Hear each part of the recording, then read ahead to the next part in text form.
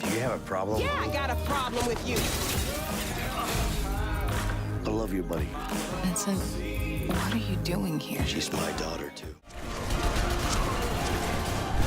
Build alliances.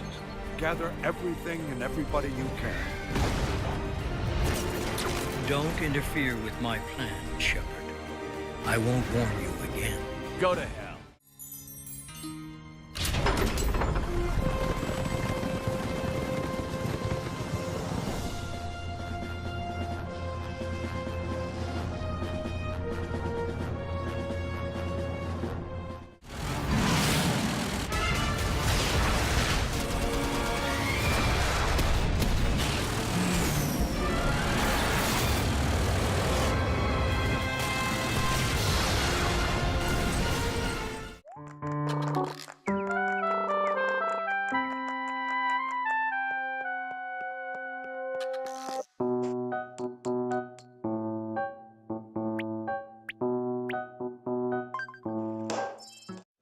Remember the wise guys we used to see when we was kids? Yeah, why? The guy we're meeting here is one of them. I think he's got something big for us. Boom, boom, boom, boom. If you pull this off, I won't forget it. Trust me. Gonna shoot you right down. Right off of your feet. Mafia 2 isn't a traditional open world game. In fact, I almost wouldn't even call it an open world game. The entire focus is on the narrative, but it still gives the player the freedom to just mess around in Empire Bay. It doesn't even come close to having the number of distractions that a game like Grand Theft Auto might have, but the joy of Mafia 2 stems from the act of simply playing it. The player can really sink their teeth into this world and this era, complete with the sights and sounds of 1940s and 50s Americana. Don't get too attached though, the emphasis is on the story through and through. Mafia 2 isn't afraid to completely remove the player from certain areas and send them back after irreversible change to both Vito, the protagonist, and the world. It's not afraid to do things for the sake of the story, and it would have been in vain had the plot not been up to snuff. But not only does the plot back up the game's creative decisions, it's one of the most legendary stories in all of gaming. If Grand Theft Auto is The Godfather, Mafia 2 is Goodfellas. It's a story about living life as a made man and the consequences that come from it.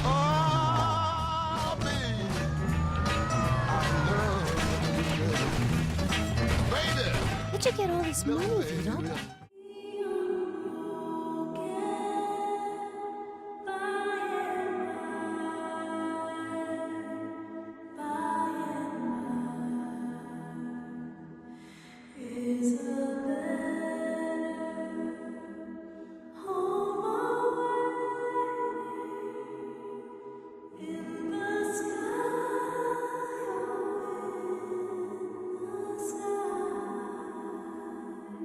In a lot of ways, BioShock Infinite is the product of some of the bad that came of the PS3 Xbox 360 era. Shooters were exploding in popularity. It was the golden age of Call of Duty. Everything had to be a shooter. BioShock may have fallen prey to this booming trend, but it didn't come at the cost of impeccable storytelling or the world building the BioShock series is known for. Columbia isn't Rapture. Booker DeWitt isn't discovering a lost city after the crazy is let loose. He's why the crazy is let loose. Instead of a seemingly innocent bystander getting caught up in a mess, the player takes a very active role in the events of BioShock Infinite's story in more ways than anyone could ever imagine when walking in. The entire story is quite a doozy, but it's one of those confusing but intriguing enough to want to see it unravel stories rather than being simply confusing. Every inch gives the player a little nugget about the world, the developing plot, or the characters. Elizabeth's tears add a unique gameplay element that gives the player a constant flow of decisions to make: cover or ammo, turret or sniper rifle. In a game with a linear plot, it's remarkable that BioShock Infinite still gives the player enough agency to feel like they themselves are pushing the story forward.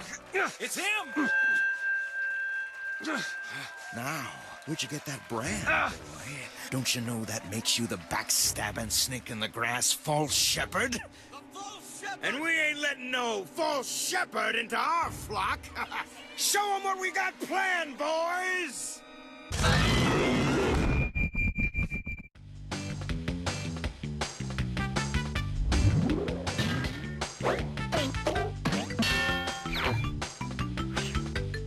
A lot of the picks on this list are nostalgia picks, and nothing is more nostalgic than your earliest memories with video games. Crash Team Racing is the first game I ever remembered playing, and I'll be forever grateful that it wasn't some goofy, weird, unknown game. It's a legitimately great kart racer, up there with the big boys. It's not original even in the slightest, but I don't think that matters. Crash Mania was totally a thing in the 90s, and between CTR and Crash Bash, I think it's safe to say that this is the best of the spin-offs. Even if its concept isn't original, there's still a lot of love and care put into CTR that makes it such a standout. Crash Team Racing is just as faithful to the world as Crash Bandicoot as Mario Kart is to the world of Mario Brothers, but with an original storyline that may be pretty rudimentary by modern standards, but that kind of thing doesn't matter when you're 3 years old. I don't even think I had played a Crash Bandicoot game before I had played Crash Team Racing, but it didn't matter to me. As a small child obsessed with Hot Wheels, a cartoonish world with wacky characters and karts is everything I could have dreamt of at the time.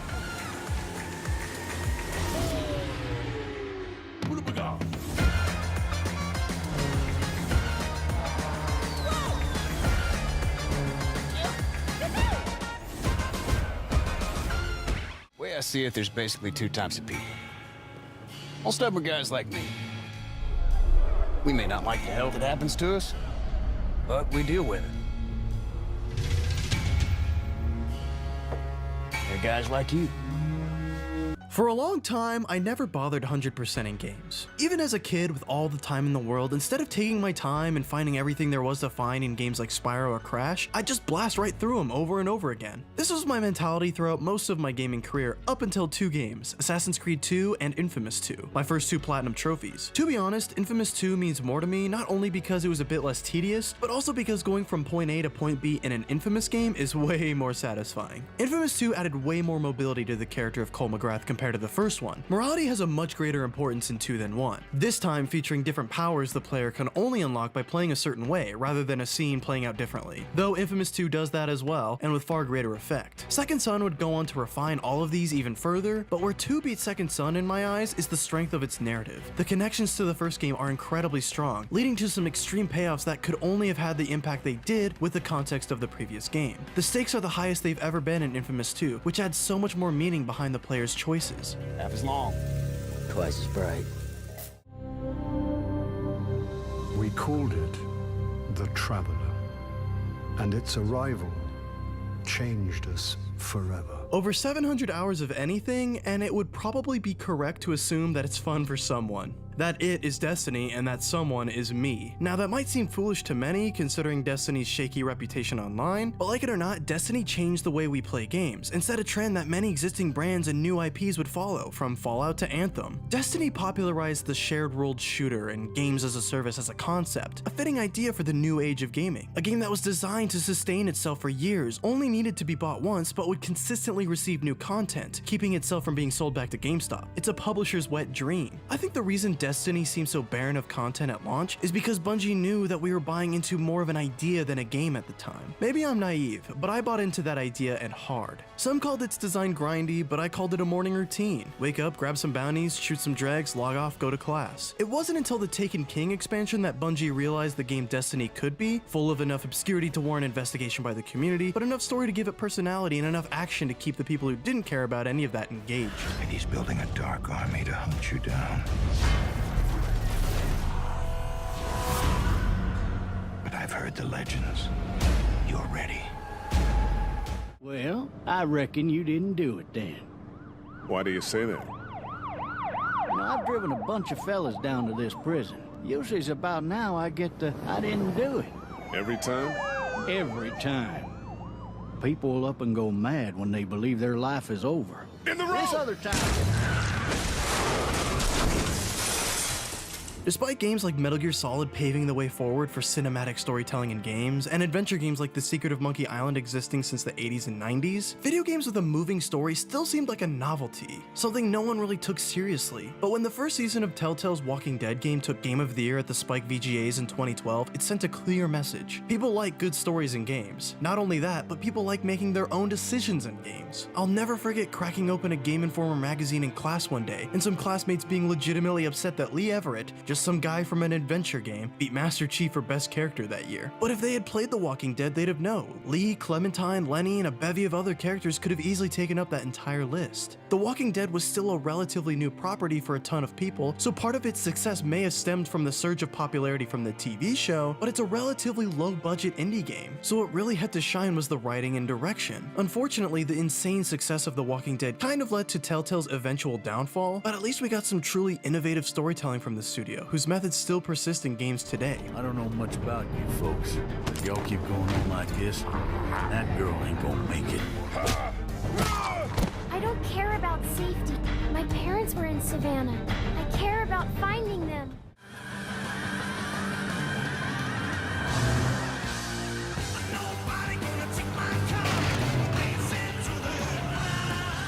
If Guitar Hero was a trend, then Rock Band was a cultural landmark. Rock Band took the basic joy of Guitar Hero, that is, pressing buttons on fake instruments to feel like a musician, and multiplied it by 2. I would say 4, but Guitar Hero has always had co-op. Rock Band added 2 incredibly defining features, the microphone and the drum kit. Rock Band combined the joys of Guitar Hero Karaoke and Taiko Drum Master into one game that anyone could feel skilled at. If Guitar Hero was too intimidating, players could still get involved through the simple act of singing or hitting drum pads. It would be enough if Rock Band was a simple rhythm game designed to appeal to the masses, but there's a real difficulty curve when it comes to each and every instrument. The guitar and bass never get to the insane levels of expert difficulty in Guitar Hero, but still feels right enough to allow for skilled players to get through just about every song, but not without a challenge. It's a layer of depth Rock Band has that makes it easy to take the time to practice and get better with each instrument. And if not for personal satisfaction, becoming great at Rock Band made for a good party trick back in the day.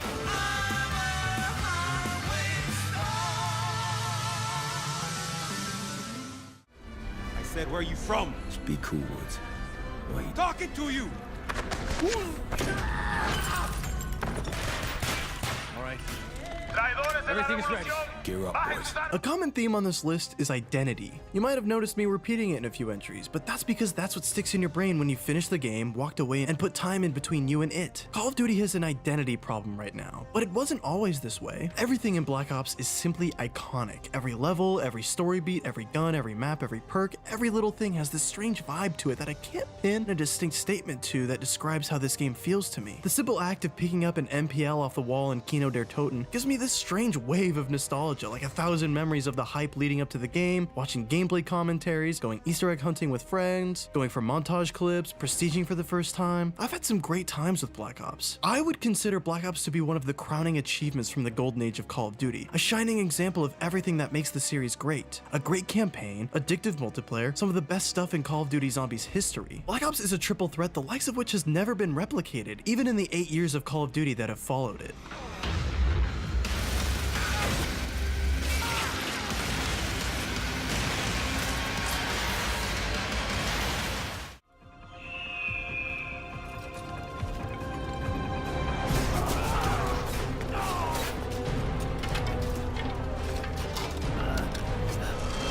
Before starting, I was legitimately concerned about the fate of Assassin's Creed Brotherhood on this list. The Ezio trilogy may not have aged well in the eyes of some, but I feel extremely relieved and satisfied to report that, at least to me, Assassin's Creed Brotherhood holds up really well. The presentation and visual flair of Brotherhood immediately set it apart from Assassin's Creed 2, its older brother. The difference speaks volumes because all there really is to know about Brotherhood is that it's like 2, but much more refined and detailed. Instead of 2 major cities and 3 smaller ones, Brotherhood takes place entirely in Rome. All of the content, all of the scale of the previous entries is completely compressed into one place. And it makes me wish more modern developers would pay attention to the payoff. I love Assassin's Creed Odyssey, but when I played it, I couldn't help but wonder what that game could have been like had all the effort that had gone into making the map as big as it was had instead gone into making 1 or 2 of the cities as detailed and beautiful as possible. That's the appeal of Brotherhood. It's the proof that bigger isn't always better. Proof that a detailed, focused experience can work and can be better than a game triple its size.